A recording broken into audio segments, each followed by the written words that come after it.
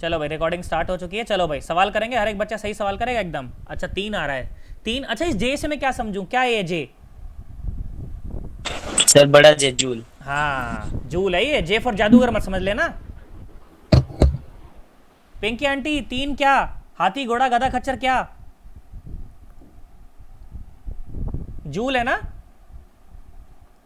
चलो आ जाओ, मुझे यहां से डिस्प्लेसमेंट वेक्टर बताओ पहले। डिस्प्लेसमेंट वेक्टर क्या बना देखो, 1 माइनस 0 तो मतलब 1 आई कैप है ना। जो नए बच्चे आए फिर से सुन लें एक बार। 3 माइनस 1 क्या बचा 2, तो क्या लिखा गया साथ में 2 जे कैप, प्लस 4 माइनस 2 क्या बचा 2, तो क्या लिखा गया 2 जे कैप। ठीक है, ये हो गया अपने पास क्या, डिस्प्लेसमेंट वेक्टर। ये क्या हो गया अपने पास, डिस्प्लेसमेंट वेक्टर। के और कैप डिस्प्लेसमेंट टू आएगा। के वेक्टर अगर आ कैप, गया, क्या कह रहे बेटा? टू के के कैप कैप। अच्छा आएगा। हाँ 2 के कैप ना, हाँ ये 2 के कैप हो गया। ओके, तो जो वर्कडन हुआ, वर्कडन क्या लिखा गया, वर्कडन लिखा गया F vector dot S vector. तो वर्कडन क्या हो गया देखो, आई का आई के साथ, जे का जे के साथ और के का के साथ। ठीक है, तो आई डॉट आई क्या हो गया 1 और साथ में क्या है 1, तो 1 आ गया। ठीक है, फिर क्या है जे डॉट जे 1 और साथ में क्या है -2, तो ये आ गया -2। फिर के डॉट के क्या आया 1 और 2 डॉट 2 क्या आया 4, तो प्लस का 4। तो ये क्या हो गया बोलो, तुम्हारा सबका गलत आ रहा है क्या? नहीं सही आ रहा है तुम्हारा। -2 + 4 इज इक्वल टू 3। और क्या यूनिट होती है इसकी, जूल। वर्कडन की यूनिट क्या होती है बेटा, जूल। तो वर्कडन कितना आ गया अपने पास 3 जूल। तो जिसने 3 दिया था सबका सही आंसर था। बोलो क्या तुम्हें ये बात समझ आ गई है क्या? गलत नहीं बोलेगा कोई बच्चा? आ जाओ सुनो। Yes sir. और देखो अगर हमें ये सवाल समझ आ गया है तो एक पिछले तरह का सवाल और सुने। देखो मैंने बोला फिर से धरती माता है, एक डब्बा है, डब्बा है 10 किलो का। अरे डब्बा है 10 किलो का, मैंने बोला ऐसे मैं फोर्स लगा रहा हूँ और फोर्स लग रहा है 100 न्यूटन। फोर्स लग रहा है 100 न्यूटन और एंगल है 37 डिग्री। एंगल है 37 डिग्री। यहाँ पर जो फ्रिक्शन कॉफिशेंट है वो है 0.2, वो है 0.2। तुमको सवाल बोला गया कि फोर्स लगा 2 सेकंड तक। ठीक है, force was acted upon, force was acted upon for 2 second, for 2 second. पहला सवाल क्या बोला गया, पहला सवाल बोला गया कि find out the work done, find out the work done by friction, by friction. दूसरा सवाल बोला गया find out the work done by net force, by net force, या इसको बोल सकते हैं नेट वर्क डन कितना हुआ। ठीक है, तीसरा सवाल बोला गया find out the work done by normal.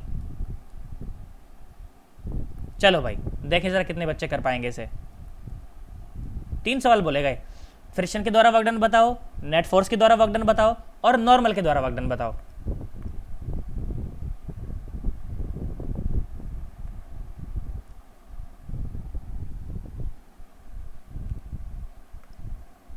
जो बच्चे पहली बार आज जुड़े हैं उनको थोड़ी सी तकलीफ आ सकती है कि पता नहीं है क्या हो रहा है, पर इसी बहाने जब आप क्लास में जुड़े रहोगे ना तो थोड़ी फील जरूर आ जाएगी कि हाँ पढ़ाई के देखो यार चलो हाँ ऐसे होता है काम।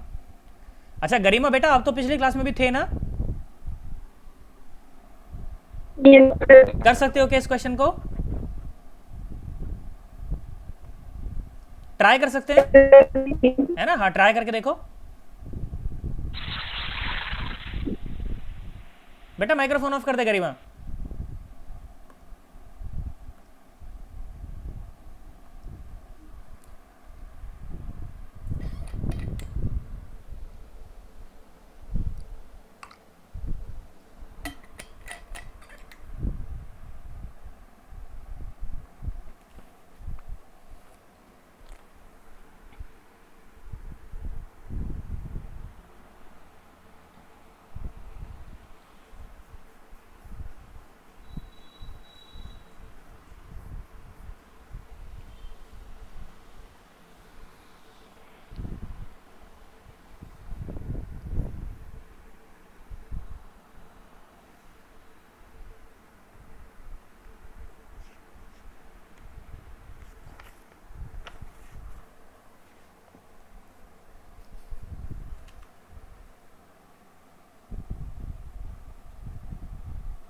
जल्दी करो, इतना टाइम क्यों लगाया तुमने? शुरू में वेलोसिटी को 0 मानना, t इक्वल टू 0 पर, कि शुरू में कोई वेलोसिटी नहीं थी।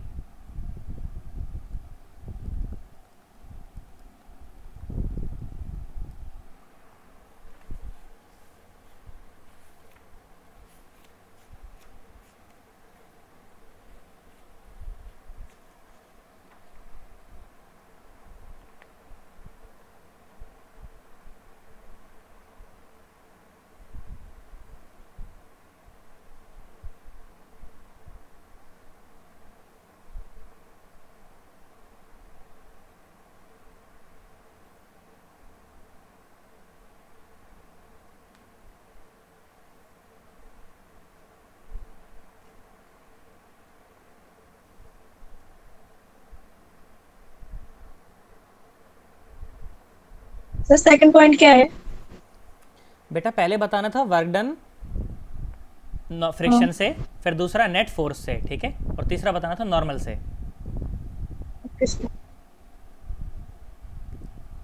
अच्छा, फ्रिक्शन से वर्क डन निकाल दिया तुम लोगों ने? Yes sir. ठीक भाई, बहुत बढ़िया।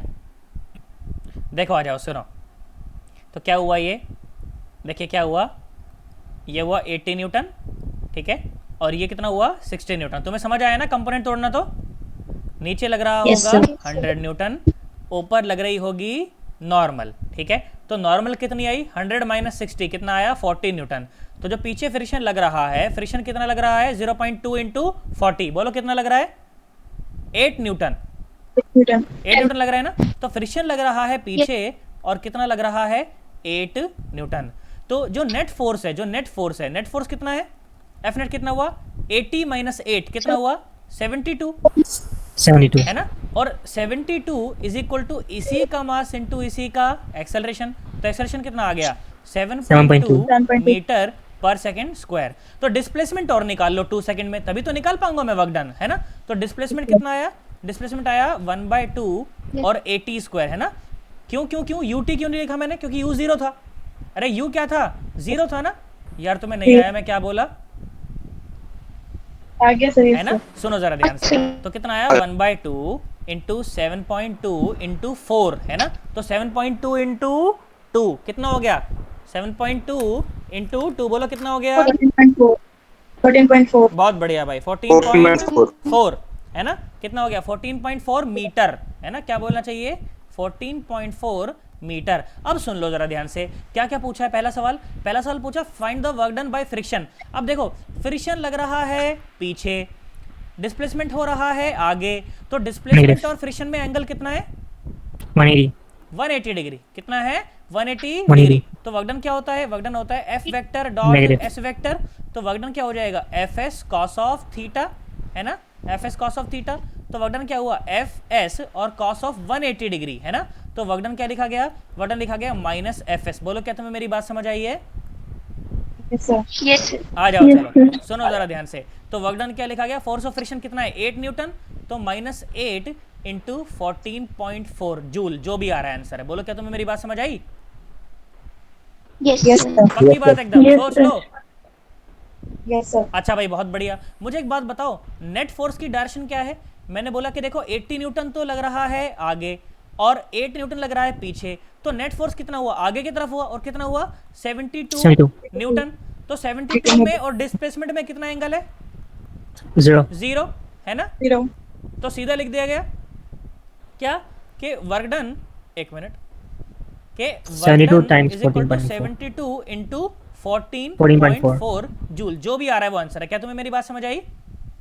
1036.8। अच्छा भाई बहुत बढ़िया। तीसरा सवाल बोला कि नॉर्मल से वर्क डन बताओ। अच्छा नॉर्मल की डायरेक्शन कहाँ है, ऊपर की तरफ है, और डिस्प्लेसमेंट कहाँ हो रहा है, आगे हो रहा है। तो डिस्प्लेसमेंट में और नॉर्मल में एंगल कितना है 90 डिग्री है 90 यार, हाँ ना तो बोलो यार, कितना एंगल Yes, है sir. 90 डिग्री है। 90. तो वर्क डन क्या लिखा गया, वर्क डन लिखा गया Zero. Normal into displacement into cos 90, cos 90 हो गया 0, तो वर्क डन कितना आ गया 0। बोलो क्या तुम्हें मेरी बात समझ आई या उड़ गए तोते? Yes. आ गई सर। पक्की बात एकदम, सोच लो, यस सर। कोई घबराहट तो नहीं है मन के अंदर? No sir. अब तुम कहो तो बोलो एक ढंग का सवाल करा दूं, थोड़ा अच्छा सा सवाल करा दूं।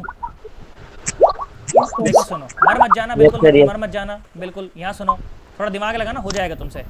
सुनो मैंने क्या बोला, मैंने बोला कि ये ना एक ऐसे धरती माता है, ठीक है, ये धरती माता है, ठीक है, और धरती माता के ऊपर ना मैंने बोला यहाँ पर ना एक ट्रक है, ठीक है, मैंने बोला ये ट्रक है,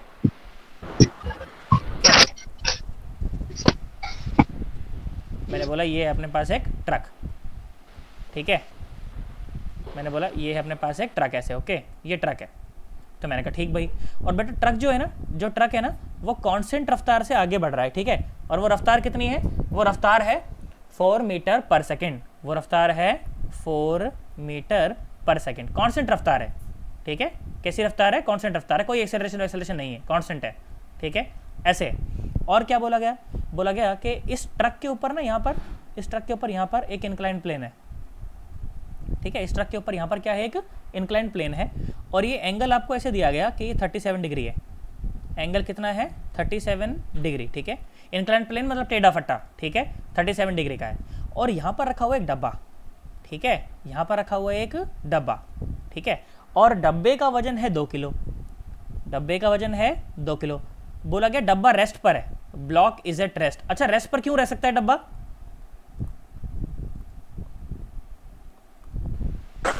क्यों रह सकता है डब्बा? ऊपर वाले फोर्सेस बैलेंस हो गया, किस फोर्स ने बैलेंस किया होगा?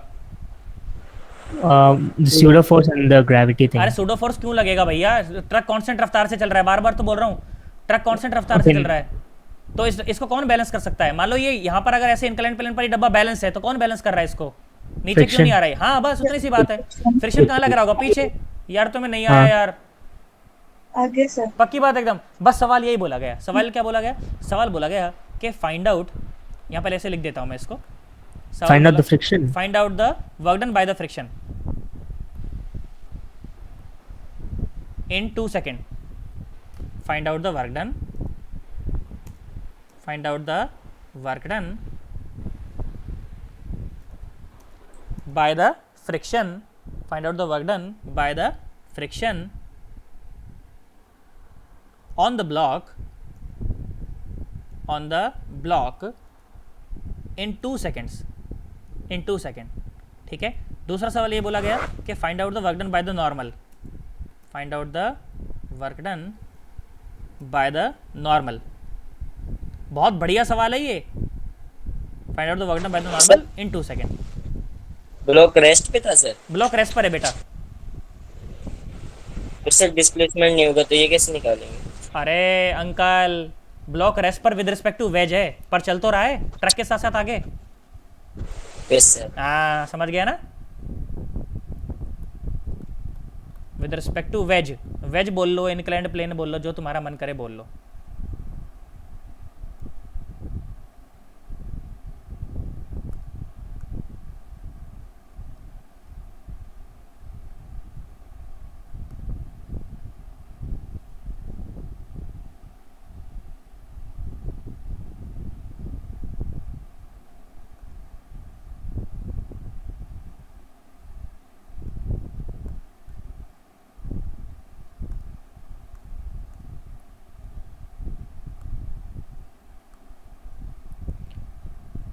करो जरा, 2-4 मिनट का टाइम लो, ढंग से करना है इसको। अच्छा सवाल है ये। डिस्प्लेसमेंट निकालने में तो कोई दिक्कत ही नहीं है, 4 सेकंड की रफ्तार से चल रहा है, 4 मीटर पर सेकंड की रफ्तार से, तो देख लो 2 सेकंड में कितना चल जाएगा।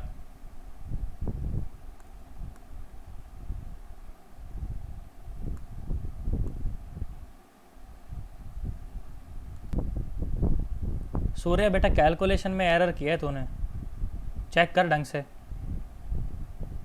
अच्छा बाकी सबके तोते उड़ गए क्या?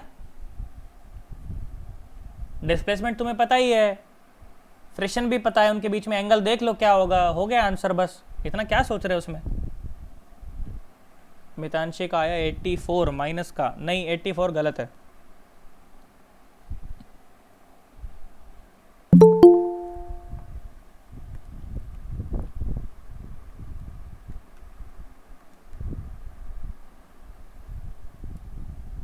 अच्छा मैं कराऊं, तुम कहो तो।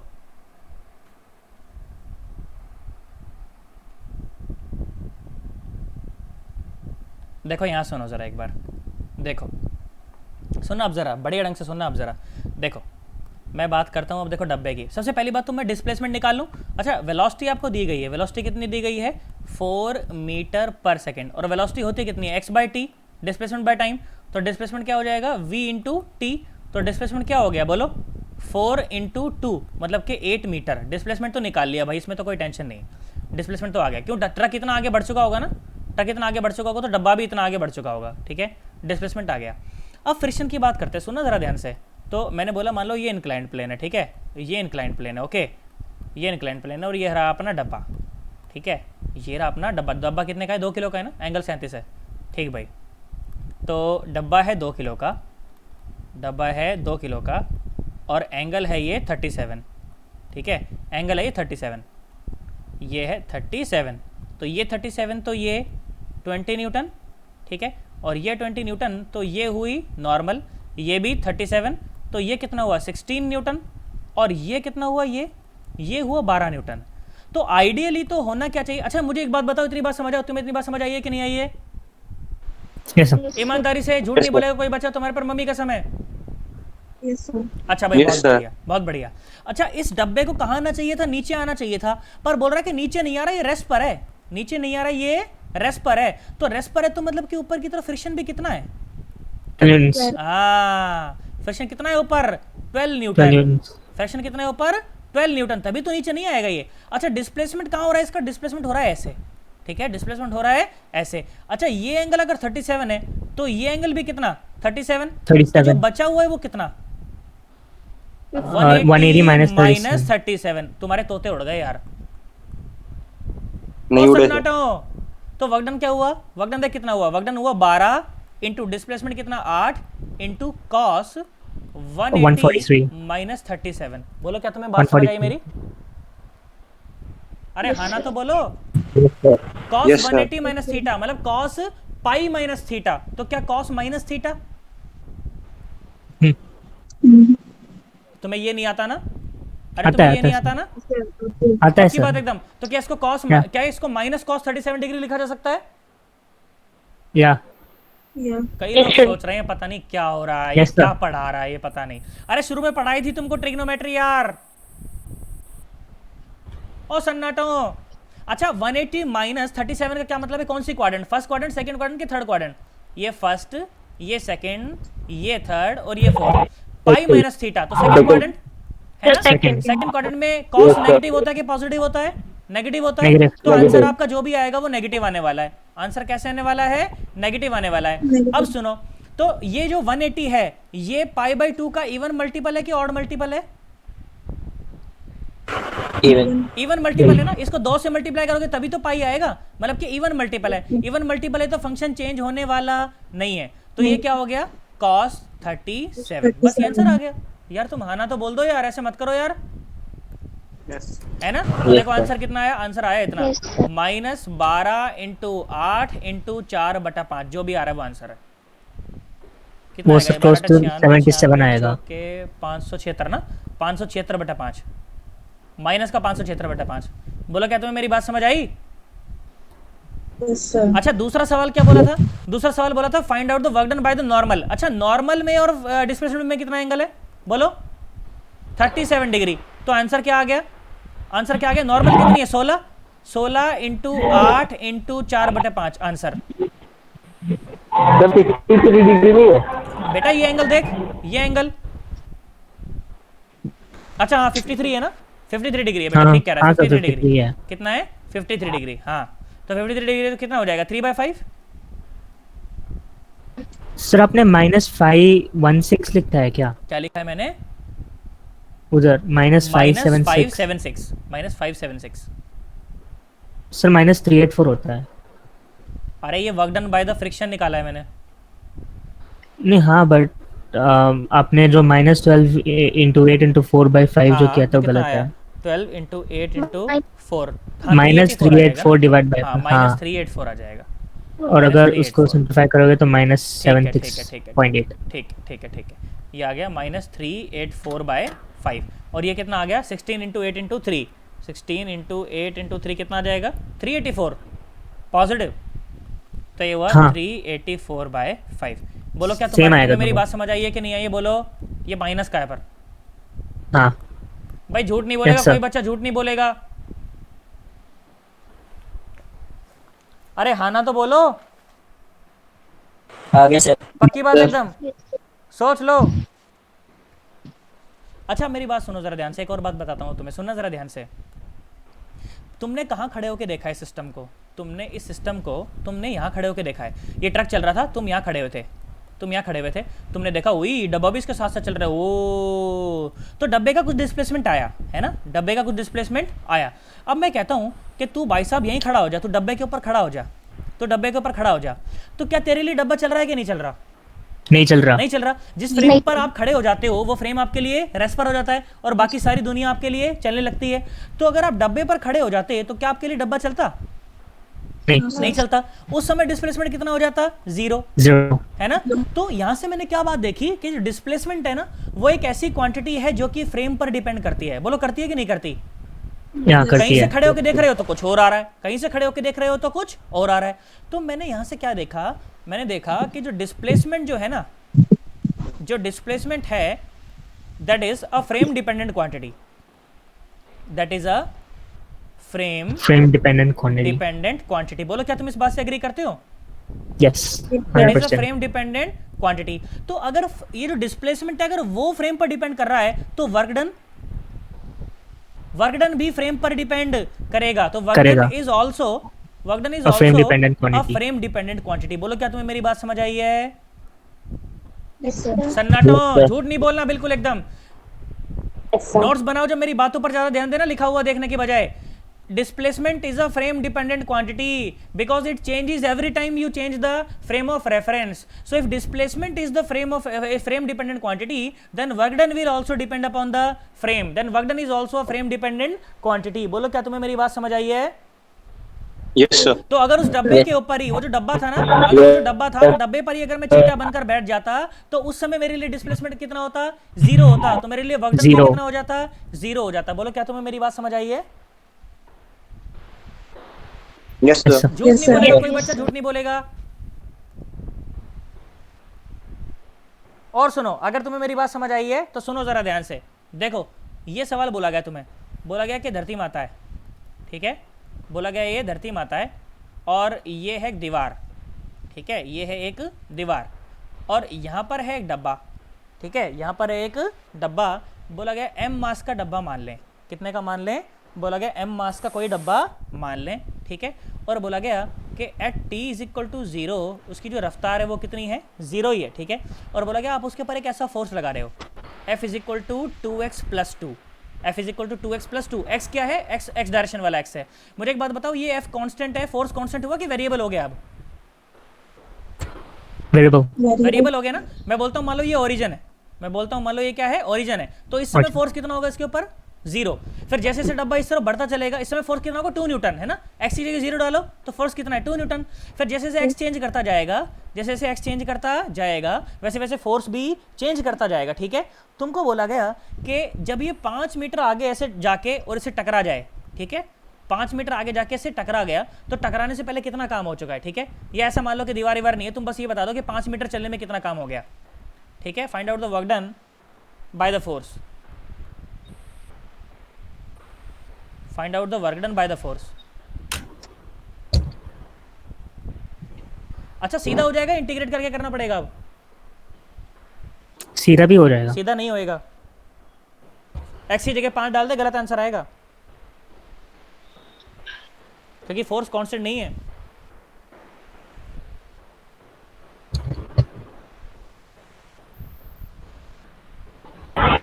सर एक बार इंफॉर्मेशन रिपीट कर दोगे? हाँ फिर से रिपीट करता हूँ मैं बेटा, देखो सुनो।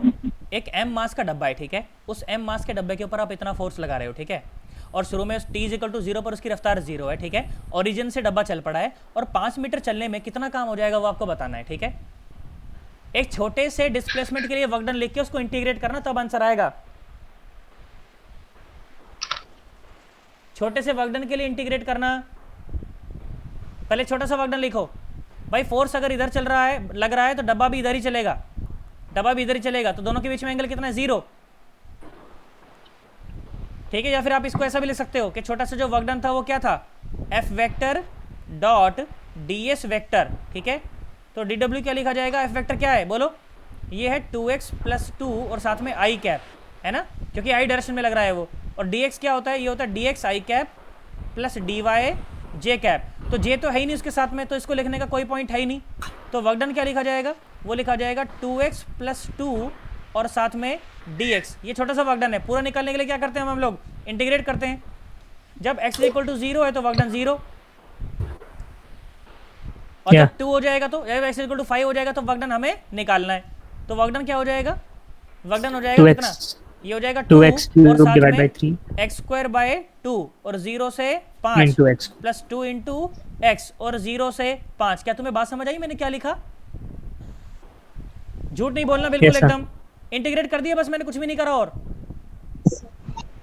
अरे हाँ ना तो बोलो। देखो मैंने स्टेप छोड़ दिया है बीच में, ये कराए मैंने सन्नाटो 2x dx प्लस 2dx, और x कहाँ से कहाँ तक, 0 से 5 तक। x कहाँ से कहाँ तक, 0 से 5 तक। चलो आ जाओ, कितना आया मुझे बताओ अब। देखो 2 ने 2 को मार दिया, 5 5 25 प्लस ये हुआ 2 और 5 दूनी 10, तो वर्कडन कितना हुआ 35 जूल। तुम्हें आया तो है ही नहीं यार। आ गया सर। पक्की बात एकदम, सोच लो। यस नहीं सर। बेटा सुन जरा, ध्यान सुन, देख बेटा सुन, कोई शर्माने की बात नहीं है उसके अंदर, सुन मेरी बात सुन। देख पता है मैंने क्यों ऐसा करा, मैंने सीधा नहीं लिखा, क्योंकि बेटा जैसे जैसे बॉडी आगे बढ़ती चली जाएगी ना, देखो एक्स की वैल्यू चेंज होती चली जाएगी, एक्स की वैल्यू चेंज होती चली जाएगी तो फोर्स चेंज होता चला जाएगा, और फोर्स अगर चेंज होता चला जाएगा तो मतलब जब वर्कडन आप उसको सीधा नहीं लिख सकते, तो आप क्या करें उस केस में, एक छोटे से एलिमेंट के लिए, बिल्कुल एक छोटे से डिस्प्लेसमेंट के लिए, डिस्प्लेसमेंट इतना ज़्यादा छोटा है कि उसके लिए फोर्स चेंज नहीं कर रहा, फोर्स कब चेंज करेगा, जब एक्स चेंज करेगा। पर एक्स इतना कम है, एक्स इतना कम माना है आपने कि फोर्स लगभग चेंज ना करे, ठीक है। तो छोटे से डिस्प्लेसमेंट के लिए आपने वर्कडन लिख दिया, ठीक है। उस छोटे से डिस्प्लेसमेंट के लिए आपने छोटा सा वर्कडन लिख दिया 2x प्लस 2 आई कैप क्यों लिखा, क्योंकि आई डायरेक्शन में लग रहा है, ठीक है, और जे में कुछ था नहीं तो इसलिए लिखा नहीं। और ds वेक्टर तो मैं बता चुका हूँ कि dx आई कैप प्लस dy जे कैप। अब देखो मैंने इसको सीधा जीरो कर दिया, आप सीधा जीरो होने के बजाय क्या लिखो, आप फोर्स को ऐसे लिखते थे, सुन फोर्स को आप ऐसे लिखते, कैसे लिखते, 2x प्लस 2 आई कैप प्लस 0 जे कैप। तो 0 जे कैप के साथ जब मल्टीप्लाई होता तो क्या हो जाता, 0 हो जाता, तो बचता कितना, सिर्फ इतना बचता, 2x प्लस 2 और साथ में dx, ठीक है। अब x की लिमिट क्या लग सकती है, x कम से कम है 0 और ज़्यादा से ज़्यादा कितना है 5 है, ठीक है। तो x की लिमिट लगा दी, उसके बाद इंटीग्रेशन कर दिया, क्या 2x, अब अंदर dx मल्टीप्लाई हो जाएगा ना, तो 2x dx प्लस 2dx, और x की लिमिट कहाँ है 0 से 5, x की लिमिट कहाँ है 0 से 5, बस अब तो इंटीग्रेशन करा और आंसर निकाल दिया। बोला क्या बात समझ आई है। एक और सवाल ऐसा करेंगे तब कॉन्फिडेंस आएगा, ठीक है। एक और सवाल ऐसा करते हैं, देखो सुनो, एक और सवाल ऐसा करते हैं तब कॉन्फिडेंस आएगा। देखो मैंने बोला फिर से, धरती माता, डब्बा m मास का, at t is equal to 0, रफ्तार है 0, ठीक है। ओरिजिन से पार्टिकल चल पड़ा है, और फोर्स लग रहा है 2x स्क्वायर प्लस 4, ठीक है। और जब बॉडी 4 मीटर चल जाएगी तो वर्कडन बताएं। Find work done for a displacement of 4 metre. Find work done by the force for a displacement of 4 metre. अभी भी नहीं हो तो बिल्कुल मत शर्माना, शर्माने की बात ही नहीं है बिल्कुल भी एकदम। मैं इसके जैसे कई और सवाल करा दूंगा, कोई दिक्कत नहीं है।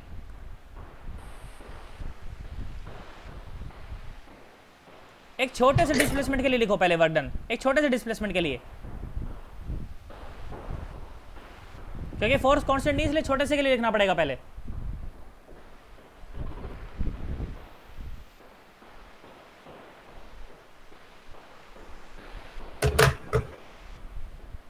सूर्य बेटा माइक्रोफोन ऑफ कर बेटा अपना।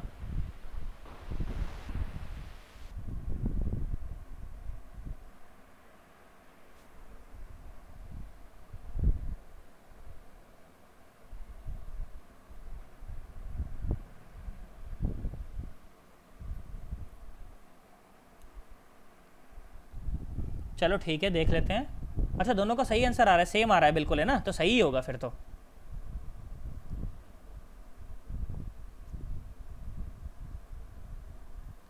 दिव्यम के तोते उड़ गए क्या, दिव्यम जवाब नहीं दे रहा, क्या बात है।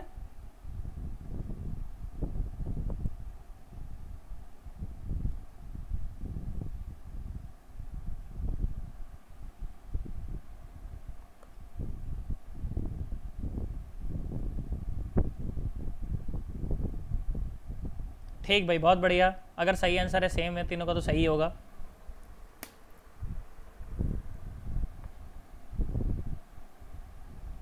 गलत नहीं करेगा कोई बच्चा। अब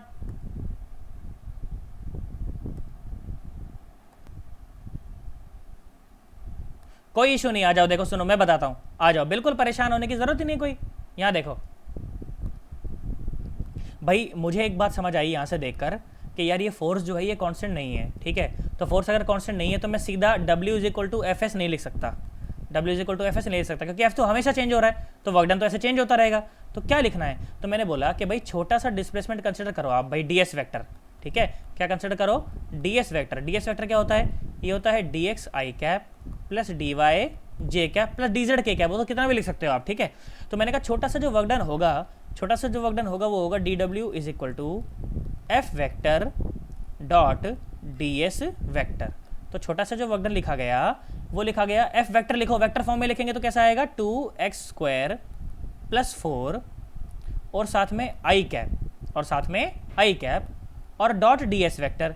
ds वेक्टर क्या है, dx i कैप। मैं तो कहता हूँ इतना इतना लिख ले, वो j कैप तो लिखने की भी जरूरत नहीं है क्योंकि j कैप में डायरेक्ट होएगा नहीं कोई डिस्प्लेसमेंट। जब j में कोई फोर्स ही नहीं लग रहा तो j में कोई डिस्प्लेसमेंट होने वाला नहीं है। जिस डायरेक्शन में फोर्स लगता है उसी डायरेक्शन में डिस्प्लेसमेंट होता है। मैं तुम्हारे जिस डायरेक्शन में लात मारूंगा तुम उसी डायरेक्शन में चल पड़ोगे। ऐसे थोड़ी मैंने लात मारी सीधी तुम हवा में उड़ोगे ऊपर, ऐसे थोड़ी होता है यार, ऐसे नहीं होता। तो देखो जो छोटा सा वर्कडन लिखा गया, छोटा सा वर्कडन क्या लिखा गया, i डॉट i1 हो गया, तो क्या लिखा गया 2x² प्लस 4 और साथ में dx, ठीक है, ऐसा हुआ। ये छोटा सा वर्कडन है, ये क्या है, छोटा सा वर्कडन है। चलो भाई अंदर मल्टीप्लाई करके भी लिख देते हैं पहले। तो मैंने कहा भाई देखो जो छोटा सा वर्कडन है वो क्या है, वो है 2x² dx प्लस 4 dx। तो ये तो छोटा सा वर्कडन है भाई। पूरा निकालें तो क्या करें, पूरा निकालें तो इंटीग्रेट कर दें, पूरा निकालें तो इंटीग्रेट कर दें 0 से w तक, और x कहाँ से कहाँ तक जा सकता है, 0 से 4 तक, है ना, क्योंकि 4 मीटर में निकालना है। कहाँ निकालना है, 4 मीटर में अपने को निकालना है, तो 4 मीटर में निकालेंगे। अच्छा भाई बहुत बढ़िया। तो क्या लिखा गया, ये लिखा गया w, एक मिनट कहाँ गया, ये गया यार ऐसा। तो ये लिखा गया w, अरे क्या बात हो गई इसके,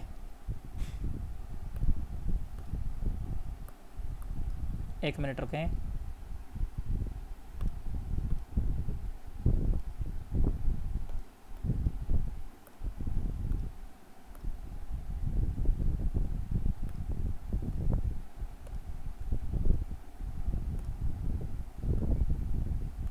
क्या हो गया इसके चलते चलते के, ये रहा, आ जाओ सुनो देखो। तो 0 से और 4 तक, ठीक है। अब सुनो तो क्या हुआ, ये w इज इक्वल टू, सुनो 2 तो कांस्टेंट है ना बेटा, ध्यान सुनो, जिसको इंटीग्रेशन नहीं आ रहा वो ध्यान सुनो।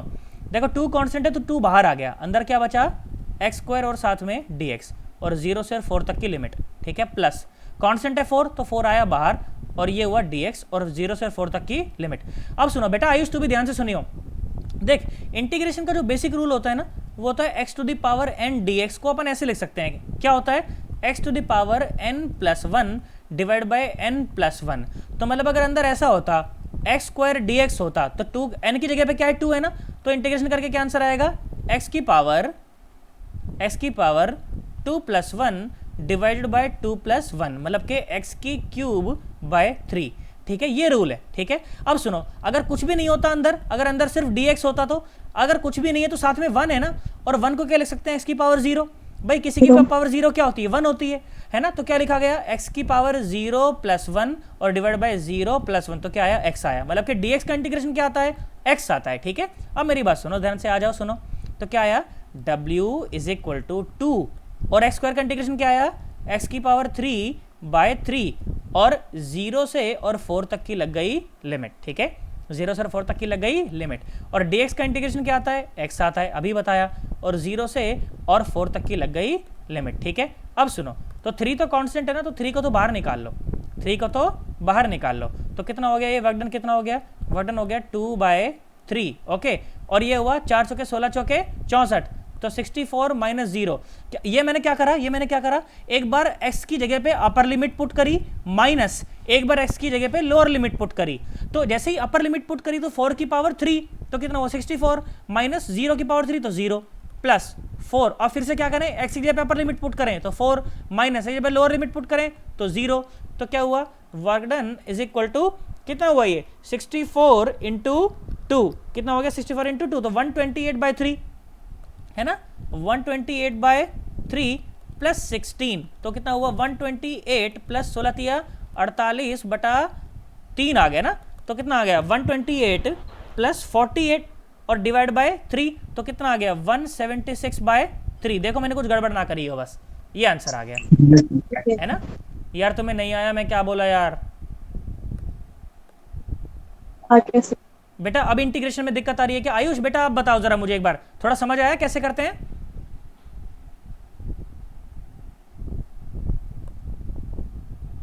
आयुष बोल बेटा, मेरी आवाज आ रही है? आयुष हो गया है लग रहा है। अच्छा, और विनय को भी दिक्कत थी शायद इंटीग्रेशन में। विनय बेटा समझ आया क्या? यस सर, वो थोड़ा रिवाइज नहीं हुआ था ना, तो अब अच्छा, कोई नहीं, अब समझ आया अच्छे से? Yes sir. चलो ठीक है, बहुत बढ़िया। आ जाओ, सुनो लो, एक सवाल बिल्कुल टिंकू सा सवाल, कोई बच्चा गलत नहीं करेगा, बिल्कुल गलत नहीं करना, 1% भी गलत नहीं करना एकदम। यहाँ आ जाओ, सुनो फिर से ऐसा सवाल, फिर से ऐसा सवाल। भाई साहब कोई बॉडी है? चलो, आपकी आवाज कट कट के आ रही है। बेटा आपका थोड़ा हो सकता है इंटरनेट प्रॉब्लम हो रही होगी। देखो 10 किलो की बॉडी है ना, और t इज इक्वल टू 0 पर वेलोसिटी है 0। आपने फोर्स लगाया F is equal to x square plus 2, ऐसा फोर्स लगाया आपने, ठीक है। बॉडी चल गई 2 मीटर। चलो वर्कडन बताओ, वर्कडन बताओ, गलत नहीं करेगा कोई बच्चा। अच्छा, ये 10 किलो का क्या रोल है?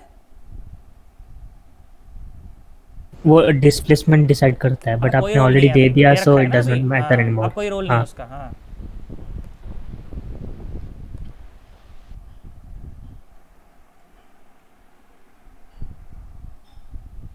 गलत ना करे कोई बच्चा।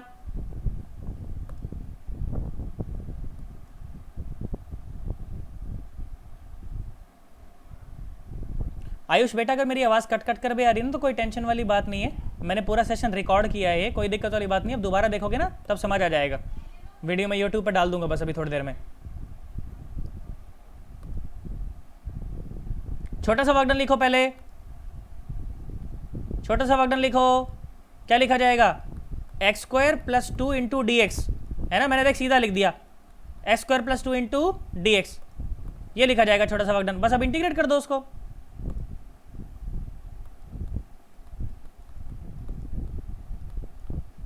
बस कर दो इंटीग्रेट उसको,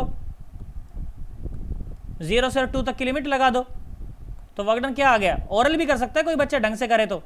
एक्स स्क्वायर डी एक्स का आया एक्स की पावर 3/3, तो 1/3 ये बाहर आया, और अंदर ऊपर बचा 8, तो 8/3 प्लस 2 डी एक्स, तो डी एक्स का वो एक्स, तो ये हुआ 4, तो 4 3 12, 12 और 8 20, 20/3 जूल। बोलो यही आ रहा है क्या?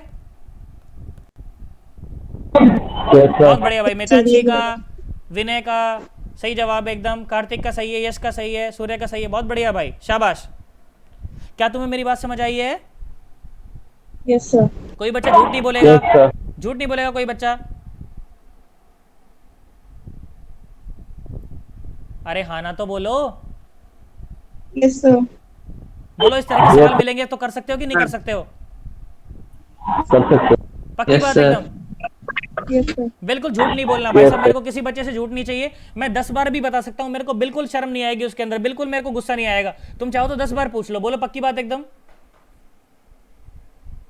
Yes sir. 3 चैप्टर पढ़ चुके हैं फिजिक्स में, चौथा चल रहा है, ये टोटल में 10 हैं। तुम देख लो कितना जल्दी सिलेबस उड़ रहा है। अरे हाँ ना तो बोलो।